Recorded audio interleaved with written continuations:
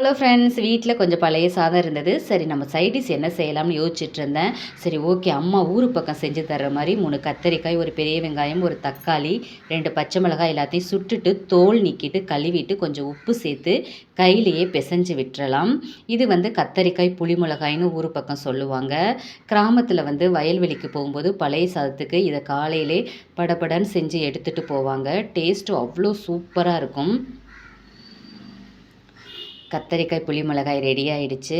பிறகு பழைய சாதத்தில் கொஞ்சம் சின்ன வெங்காயம், ஒரு பச்சை மிளகாய், அது கூட கொஞ்சம் தயிர், உப்பு சேர்த்து நம்ம செஞ்ச கத்தரிக்காய் புளி மிளகாயும் சேர்த்து சாப்பிட்டோம்னா அப்படியே சாப்பாடு தேவாமல் இருந்த மாதிரி இருக்கும். நீங்களும் இது மாதிரி சாப்பிட்ட அனுபவம் உண்டுன்னா கமெண்டில் சொல்லுங்கள். என்னோடய வீடியோஸ் ஃபஸ்ட் டைம் பார்க்குறீங்கன்னா சப்ஸ்கிரைப் பண்ணி கொஞ்சம் என்னோடய சேனலுக்கு சப்போர்ட் பண்ணுங்கள். நெக்ஸ்ட்டு ஒரு குக்கிங் வீடியோவில் பார்க்கலாம். பாய்.